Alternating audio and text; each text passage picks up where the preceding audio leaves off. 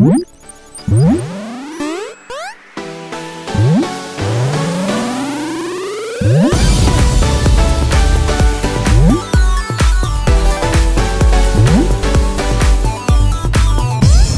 and welcome to my team analysis video. Throughout this episode we'll be looking at the team I recently featured on my channel and ran at the London International Championships. So to begin with, we'll take a quick look at the team overview, and the 6 Pokemon I used were Tapu Koko, Alolan Raichu, Gyarados, Crocodile, Alolan Marowak and Celesteela. Now the next step we'll move on to is the team concept and look at how I put these 6 Pokemon together. The team concept began with the Pokemon Tapu Koko. When I was originally looking through the Alolan Pokédex, Tapu Koko immediately jumped out to me because of its base 130 speed and electric and fairy typing, making it one of the most offensive threats within the early stages of the metagame, and something that I definitely wanted to build around. Now that I had a starting point with Tapu Koko, the next step within my team building process would be to add a defensive pivot to complement this Pokemon. Now I do this by looking at Tapu Koko's weaknesses, which are ground and poison type attacks. Now looking through the Alolan Pokédex again, I came across the Pokemon Celesteela. Now Celesteela is a flying and steel type Pokemon with resistances, or actually immunities, to ground and poison type attacks, which mean whenever I have Tapu Koko out on the field and I'm threatened by a ground or a poison type attack, I can freely switch in Celesteela at this point to soak up these attacks, taking minimal to no damage at all, making it a perfect defensive pivot for Tapu Koko. So with 2 of the 6 Pokemon decided at this point, the next step in the team building process would be to repeat the same process that we've just used against Tapu Koko against Celesteela. By doing this, I aim to create a cohesive defensive synergy between the 6 Pokemon I overall decide to work with. And this is just one of the ways that I build my teams. And hopefully by doing this and showing you guys how I put the team together, it's something that you can put into practice when putting your own teams together. So now we can look at Celesteela's weaknesses, and I can identify straight away that it's mainly threatened by electric and fire type attacks. Unfortunately, in this instance, as Tapu Koko is not a very defensively built Pokemon, I'm not using it as something I would immediately identify with to cover for Celesteela's electric type attacks. And this is because Tapu Koko, switching in on electric type attacks, it has the ability Electric Surge. It's boosting those electric type attacks, and I've said, it's not very defensively built, so it's not really going to be able to take too many attacks and not acting as a really good defensive pivot in this situation. So before we look at the electric type weakness, we'll then look at how we can cover this fire type weakness. So this led me again to look through the Alolan Pokédex and come across the Pokemon Gyarados. Now Gyarados is a flying and water type Pokemon, which not only acts as a great fire type attack pivot for Celesteela, but it adds another ground resistance to the team, further supporting Tapu Koko's ground type weakness and offering additional defensive support to the team with its ability Intimidate. One issue at this point though is with adding Gyarados, it adds an additional electric type weakness to the team alongside Celesteela. So the next step in the team building process is to look at covering this huge electric type weakness I currently have. Now this led me to adding Alolan Marowak to the team. It's a ghost and fire type, which not only gives the team another defensive pivot to Celesteela's fire type weakness alongside Gyarados, but with its ability Lightning Rod, which draws all electric type attacks from opposing Pokemon into Marowak, it gives not only an immunity to these attacks, but supports both Celesteela and Gyarados when on the battlefield. So now that we've decided on 4 of the 6 Pokemon that we'll be using, we'll take a quick overview of the team at this point and look at any defensive gaps that are appearing that aren't covered already. So we've got Tapu Koko, Celesteela, Alolan Marowak and Gyarados. And straight away I can identify that we've got no rock type resistance with 2 rock type weaknesses in Alolan Marowak and Gyarados. We've got no ghost type resistance from the weakness from Alolan Marowak, and we really require another electric type resistance or immunity that can offer some sort of offensive pressure against those electric type attackers. As I've said previously, I'm not relying on Tapu Koko as an electric type resistance, even though it does resist electric type attacks. This is just because of its frail defensive build and its ability, which increases the power of all electric type attacks. Now, reviewing these issues, we can look again through the Alolan Pokédex and see if we can identify a Pokemon who can cover these issues and complement the team of 4 we have so far. And one Pokemon I did come across that made sense for the criteria that we are looking to cover was Crocodile. Now, Crocodile is a ground and dark type Pokemon, and looking at the issues that are listed below, it covers them perfectly. It offers that rock type resistance, it offers a ghost type resistance, and it offers that offensive pressure that we need against the electric type attackers. As well as this, Crocodile adds an additional immunity to the electric type of weaknesses we have from Celesteela and Gyarados, further covering the team. Now, before we can make a final decision on adding Crocodile to the team, we need to firstly look at Crocodile's overall makeup and ensure we can cover its type weaknesses with the original 4 Pokemon we have decided on using. And this is just to prevent any additional weaknesses appearing to the team's makeup.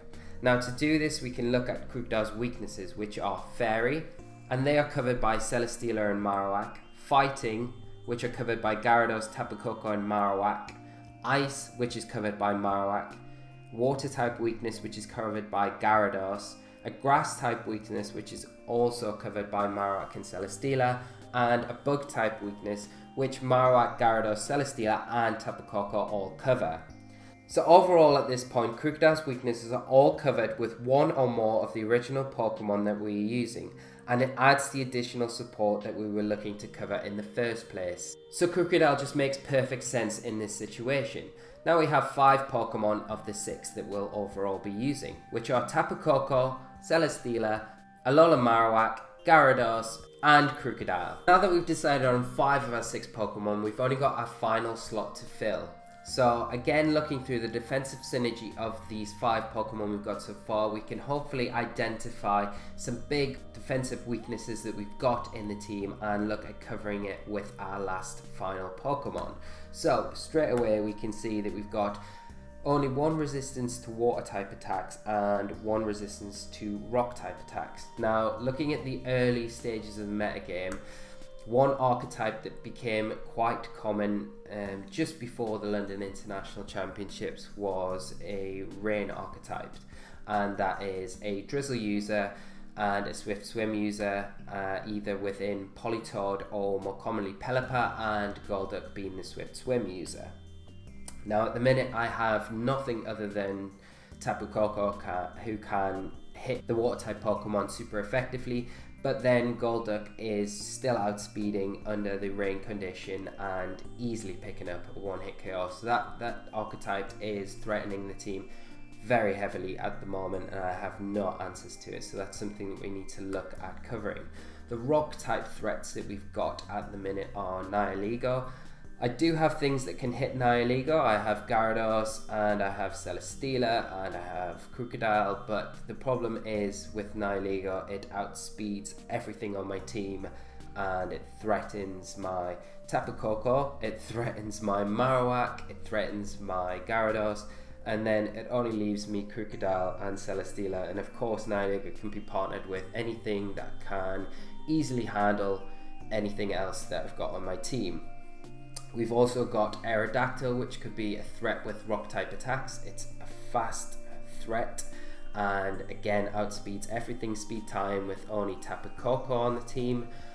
So that is something I need to look at dealing with. And we've got Garchomp that can also carry Rock Slide, which also threatens the majority of the team. I mean, I've got Celesteela that could deal with it to a certain extent, but I've got nothing that's faster than Garchomp, so Rock Slide flinches would be an issue. I've got Tapu Koko at the minute that could deal with Garchomp, but it does outspeed it, but I'm not going to be 1-hit KOing it, so that is something I need to consider as well.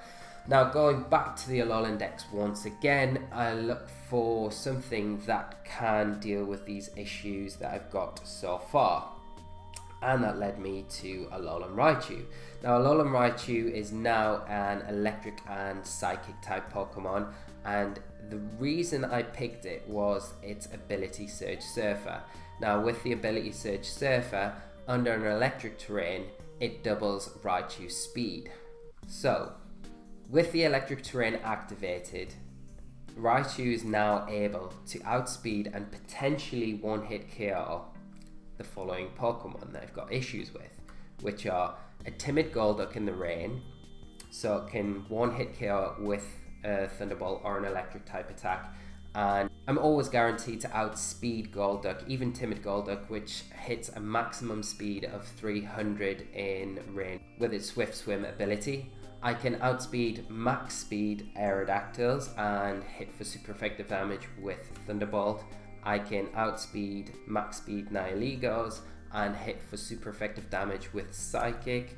And I can outspeed Garchomp and tech on Hidden Power Ice and potentially hit that and combo it with Tapu Koko for that instance anyway. So it does deal with everything that I had issues with in theory, and it also gets access to a variety of good support moves alongside Fake Out, Encore, Nuzzle, etc. So at this point Raichu made a lot of sense.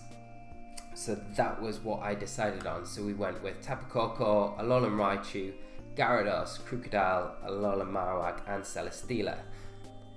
Now that we've decided on our final 6 Pokemon, we can now move to look at the individual Pokemon analysis. Now the first Pokemon that we'll look at is Tapu Koko. It's an electric fairy type Pokemon with the ability Electric Surge. It summons an electric terrain to the field for 5 turns. This prevents the sleep condition on all grounded Pokemon. It gives a 50% boost as well to all electric type attacks.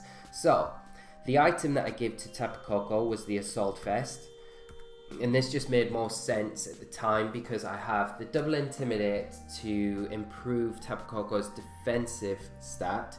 So if I give it the Assault Vest as well as that, then it also improves its special defense as well, making it a very bulky electric type attacker which has an incredible speed to still outspeed the majority of the metagame.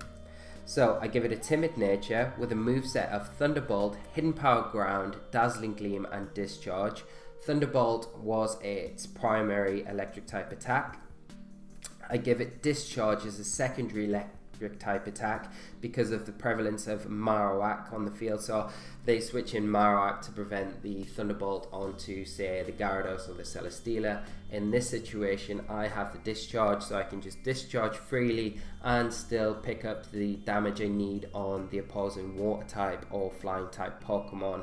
In that situation, I give it Dazzling Gleam for coverage against things like Garchomp, Crocodile, other fairy type weak Pokemon, and Hidden Power Ground, which lets me hit Magnezone, Xurkitree, and opposing Tapu Kokos for super effective damage, as well as Alolan Marowaks. So the EV spread that I gave Tapu Koko was 156 HP, 36 defense, 100 special attack, 116 special defense and 100 speed.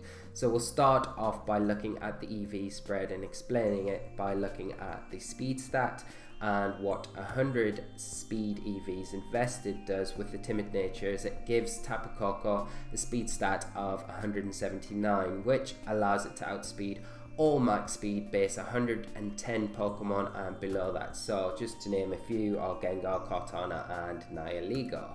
So now we've explained that, we'll look at the damage calculations for this Tapu Koko. Now with the Assault Vest, one thing I did want to achieve was to be able to tech against the common rain archetype that I covered earlier in the video. But one problem is with Golduck now having Swift Swim and commonly using the Z water move, it can easily pick up the one-hit KO on Tapu Koko. And one thing I did tech against with 156 HP and 116 special defense EVs is that the Hydro Vortex from a timid 252 Golduck has a 6.3% chance to one-hit KO, which I was more than happy to deal with. With the defense EVs, the 36 defense EVs and 156 health EVs, I I can always survive a Jolly Garchomp Earthquake. I can survive a 2/5/2 Timid Raichu Shattered Psyche Z-move in Psychic Terrain 100% of the time. That's a 2-hit KO. And I can always survive an Intimidated Marowak Boomerang, which does 96% damage maximum 2-hit KO. And one thing I did tech with the Tapu Koko is with Raichu out on the field, I can always get the Psychic and a combination of Psychic and Hidden Power Ground, and it will pick up the KO on your standard 2/5/2 Marowak. So that is a quick overview of Tapu Koko. Now we'll move on to our Alolan Raichu, which is an electric psychic type, and it has the ability, which we've already discussed, Surge Surfer, which doubles Raichu's speed under the electric terrain. The item I gave Raichu was a Life Orb, just to maximize its damage output. I again chose to use a Modest Nature because I didn't think it necessary to give it a Timid Nature. Most of the time when I was going to be using Raichu, I wanted the electric terrain up, so that was one of the primary reasons. I didn't really feel as though I needed to give it a Timid Nature and fully invest in it. And the trade-off for that was more damage through with the Life Orb stacking with that. So its EV spread was 2/5/2 special attack. That was the main thing. The 212 speed EVs, which I'll get to in a minute, and the rest was just dumped in HP and 4 in defense and 4 in special defense. So Raichu's moveset was Fake Out. Fake Out support is always handy. Hidden Power Ice, Thunderbolt, and Psychic. So under an electric terrain, this is what Raichu's speed stat allows it to outspeed, which was max speed Golduck in the rain, max speed Lilligant in sun, and pretty much everything else in the metagame. So let's move on to the damage calculations. There isn't really much on the defensive side, so these will be mainly offensive calculations. So 2/5/2 Modest Life Orbed Alolan Raichu's Thunderbolt under the electric terrain is a guaranteed 1-hit KO on a 2/5/2 HP 4 special defense invested Torkoal, which is huge. And this is another thing that I wanted to, this is another reason that I chose Raichu, because although Rain was a common archetype, another common archetype at the time was the Torkoal Lilligant combination, and I didn't really have anything to tech against that. Although my Tapu Koko can survive the eruption, it's not got enough power with the Assault Vest surviving that to pick up a KO on the Torkoal. So with the electric terrain out, with Tapu Koko, I prevent the Lilligant from being able to put anything to sleep, and it also allows Raichu to outspeed Lilligant, which allows me to either put on enormous pressure with Fake Out or pressure with the Thunderbolt straight onto the Torkoal and pick up the KO before it can even move. So that is one of the reasons for that. So I mean, that allows me to move before the After You can take place and pick up the KO. So that's that. Another calc is 2/5/2 special attack Life Orb Thunderbolt on a 2/5/2 HP 192 special defense Calm Celesteela in electric terrain is a guaranteed 1-hit KO. So anything above that, it has a chance to survive, but it's not likely that any Celesteela is going to be invested much more than that. A Thunderbolt against a Golduck is a guaranteed 1-hit KO. That's not even in electric terrain. Thunderbolt versus Politoed in electric terrain. So that's quite a bulky 2/5/2, 2/5/2 plus special defense, nature, calm. Politoed is a 1-hit KO, and the combination attacks now we'll get to. So an Alolan Raichu Psychic versus a 2/5/2 no special defense invested Alolan Marowak does 64 to 75%. And my Tapu Koko's Hidden Power Ground does a 34 to 41%. So a combination of that is 98% minimum to 116% maximum, which gives us an 87.5% chance to one-hit KO, which is a good probability that we'll pick up the KO with those combination of moves. We've got again a Thunderbolt in electric terrain against a Tapu Lele, and a Thunderbolt from my Tapu Koko, which guarantees the KO. And there's many more combinations that go together with the two. The Hidden Power Ice from the Alolan Raichu on a 4 HP Garchomp picks up, I think, a minimum of 99% damage. So Hidden Power Ice and a Dazzling Gleam onto a Garchomp can guarantee pretty much a KO, even on some of the not so invested Assault Vest variants as well. So that covers that. Now we'll move on to Gyarados. Gyarados is a water flying type with the ability Intimidate. It reduces the opponent's attack stat by 1 stage upon entering the battlefield. So the item that I gave Gyarados was the Water MZ. For the Water Z move, I give it a Timid Nature with an EV spread of 60 HP, 156 attack, 4 defense, 108 special defense, and 180 speed, with a moveset of Waterfall, Roar, Dragon Dance, and Ice Fang. So Waterfall is its primary water type attack. Ice Fang give me coverage against Garchomp, Salamence, and other ice type weak Pokemon, grass types as well.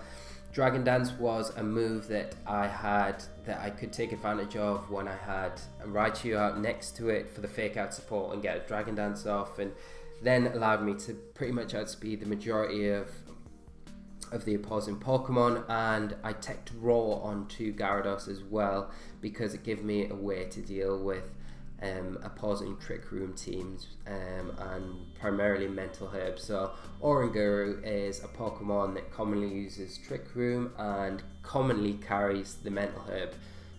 In this situation, Taunt will not work, so the only way you can get around that is Roar, and that did come in quite handy against, I think I played Giovanni Costa in round 2 in the London International, and he was running his infamous Extreme Evo boosting EV Clefairy team, and I was able to use Taunt and Roar against that archetype quite well to some success and won that set. So Roar does have its uses within this metagame anyway. So Gyarados with the 180 speed EVs invested and a Timid Nature gives it a speed stat of 136, which outspeeds neutral natured max speed invested Xurkitree by 1 point, and that is quite important because I outspeed it by 1 point, and I am able to get the Water MZ, Water Z move off and pick up the 1-hit KO against that as well.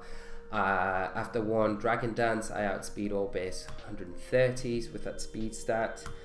And here's some damage calculations. So there we go, there's the Xurkitree calculation with the Hydro Vortex. That is a guaranteed 1-hit KO on a -1. So Intimidated Hydro Vortex against a 252 HP 4 defense Arcanine, it's a guaranteed 1-hit KO. A +1, so one after a Dragon Dance and a Waterfall versus Alolan Marowak, guaranteed KO.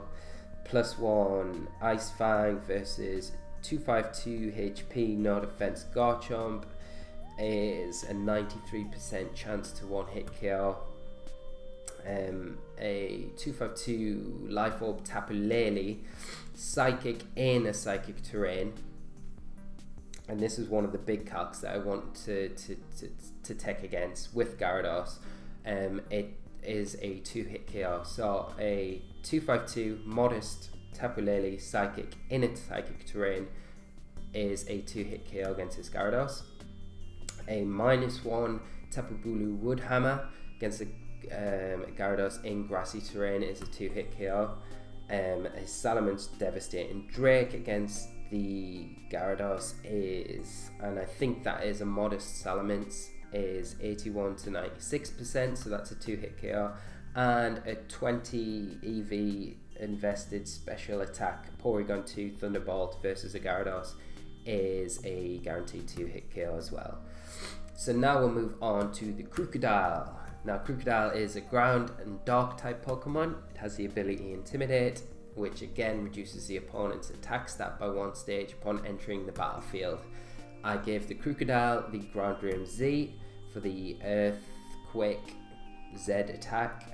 It has a nature of Adamant with an EV spread, and probably I think the best EV spread that I come up with for this team. It just performed so well when I used it every time, and the calcs that it gets is just brilliant, and just the moveset and everything with Crocodile I just loved, so it worked really well. So definitely recommend trying this spread if you'd like.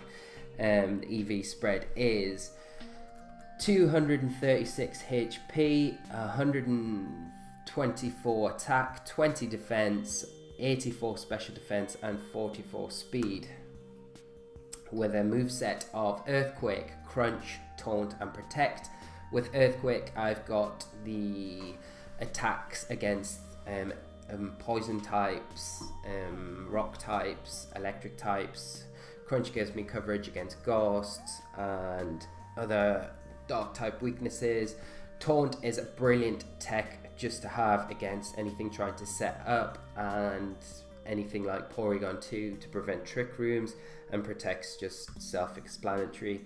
With the 44 speed EVs, it gives Crocodile a speed stat of 116. This allows it to outspeed. It has come in handy, and it doesn't sound like it's sometimes not the best Pokemon to have for this situation, but just for an example, it allows me to outspeed modest Pelippas that are 252 Pelippas and get a Taunt off before it can get, say, a second Tailwind off. But that was just one speed stat that I hit. So with the defensive EVs, this is a nice calculation. A 252 special attack Charcoal holding Torkoal in the Sun's Eruption is a guaranteed 2-hit KO, so I can always survive the Eruption and the After You Eruption combo and hit back with Earthquake, the Z Earthquake, and pick up the KO on the Torkoal. So that is quite huge. A -1 252 attack Hariyama Close Combat is a guaranteed 2-hit KO. A 252 special attack Life Orb Tapu-Lele Dazzling Gleam it has a 12.5% chance to 1-hit KO, so without the Life Orb I'm always surviving that. A -1 252 attack Kartana Leaf Blade is a guaranteed 2-hit KO with 91% max damage. A -1 124 attack My Crocodile Tectonic Rage Z-move against a 252 HP, 100 defense, Alolan Muck is a guaranteed 1-hit KO. So on -1 I am always pretty much guaranteed to pick up the 1-hit KO against Mucks, unless they're really heavily defensively invested. A Crunch against an Alolan Raichu is a guaranteed KO even on a -1. -1 Tectonic Rage against a Alolan Marowak is a guaranteed KO. -1 252 attack Arachnoid Liquidation against my Crocodile is a guaranteed 2-hit KO. And a -1 Tectonic Rage from my Crocodile onto a 252 4 HP 4 defense Arcanine is a guaranteed 1-hit KO. So it has excellent defensive synergy with this EV spread, and it picks up all the KOs it needs to with its attack stat and the obvious Z move as well. So next we'll move on to Alola Marowak, who is a Ghost Fire type, has the ability Lightning Rod, redirects all electric attacks onto this Pokemon.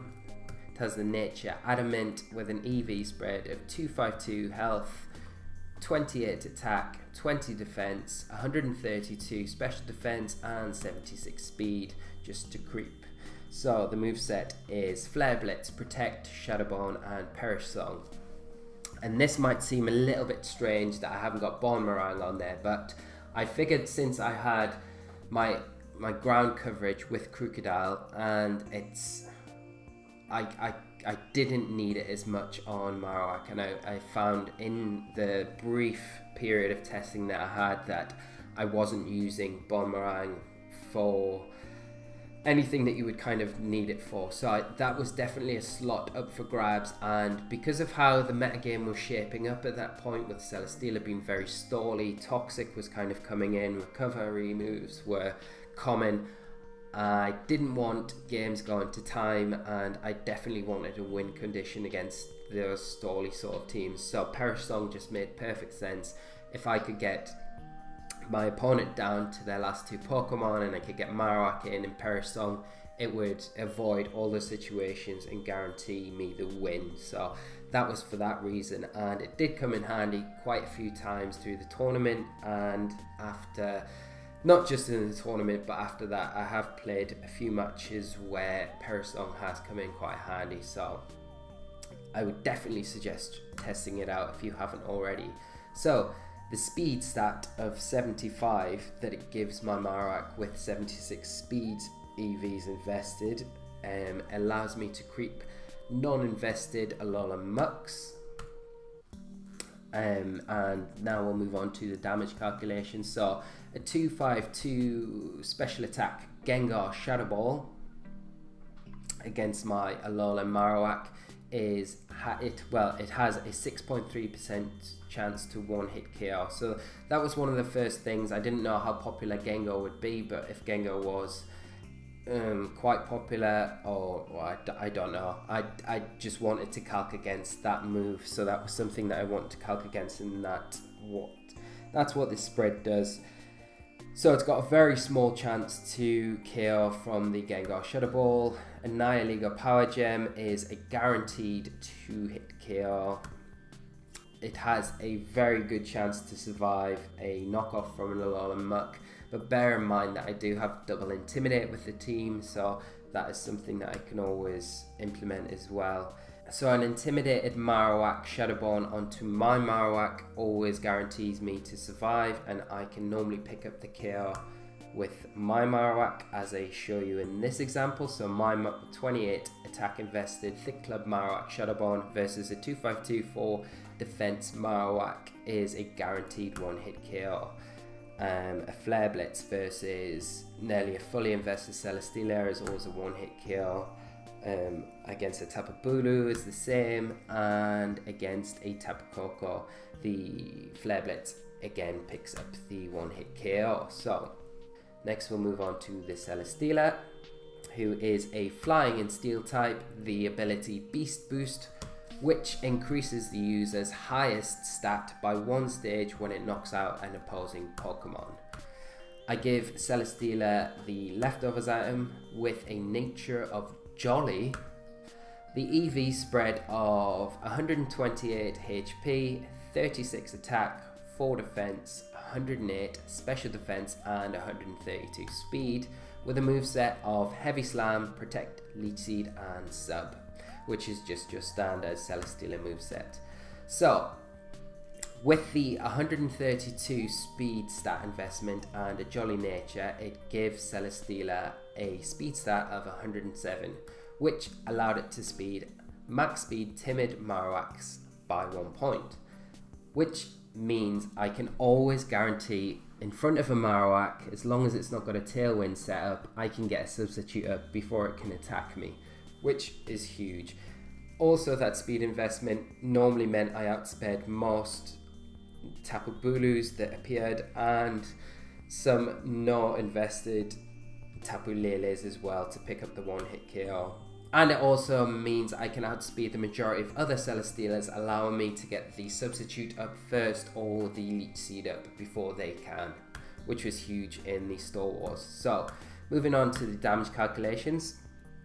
I didn't need much attack investment because this was one of the big calcs that I needed, and you don't need much to really guarantee it. So 36 attack EVs invested in Celesteela, so a heavy slam versus a 252 HP Tapu Lele guarantees the one hit KO.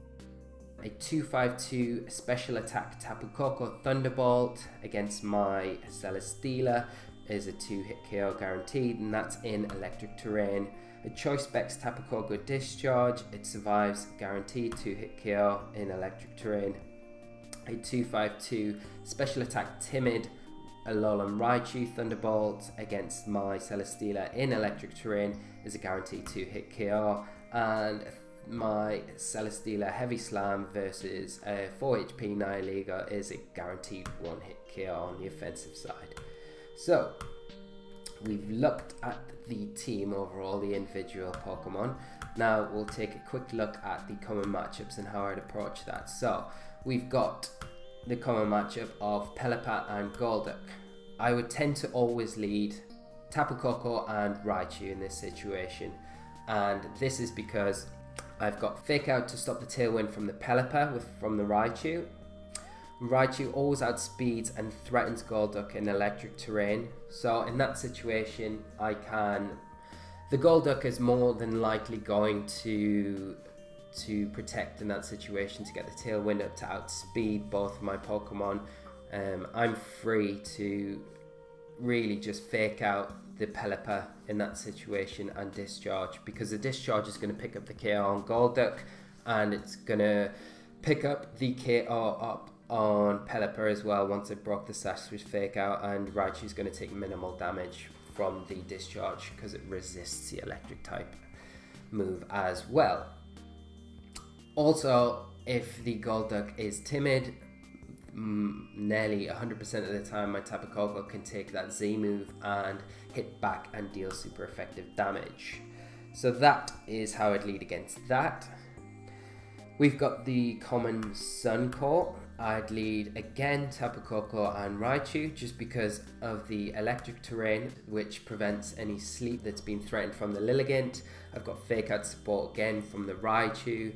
I've got the Raichu Thunderbolt under the electric terrain, which can threaten the one-hit KO on the Torkoal, and I can also take a full power eruption from the Torkoal in Sun with my Tapu Koko as well. So now Trick Room, we have the common users at the time. Common user still is Porygon 2 and Oranguru.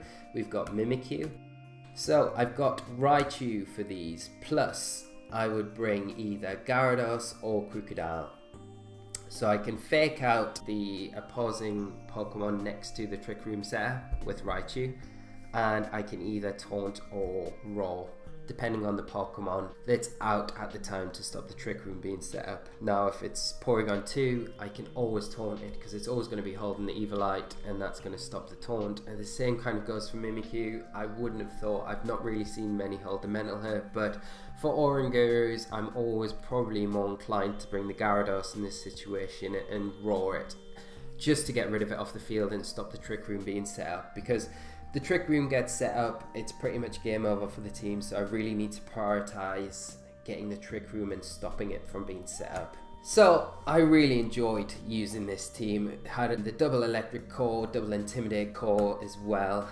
It has nice techs with Roar and Taunt to shut down and stop Trick Room teams setting up. Improvements that I would like to make with this team. I have nothing for Gastrodon, really nothing for Gastrodon, and Gastrodon causes me a lot of issues. It hits the Crocodile for super effective damage, it hits the Marowak for super effective damage. I've got Celesteela that can stall it out, but that is not fun. I've got Gyarados, but it can't touch it with any of the moves, and it resists pretty much everything that Tapu Koko can hit it hard with, and Raichu as well. So it's a really difficult mon to work around, and it's something I would definitely tech against or make changes to play around with in future. And especially with how popular it was at London, it wasn't as great a matchup as I would have liked to have seen. Goodra is another Pokemon that I don't really have anything to hit it with, and I faced a Goodra in London and it just flat out beat the team. I had nothing to hit it hard with. Assault Vest Goodra just took any super effective attacks that I could hit it with from Tapu Koko. It had Sap Sipper, so I couldn't even Leech Seed stall it with Celesteela, and it had coverage moves which pretty much just took out the entirety of my team, so that's definitely something I would look at.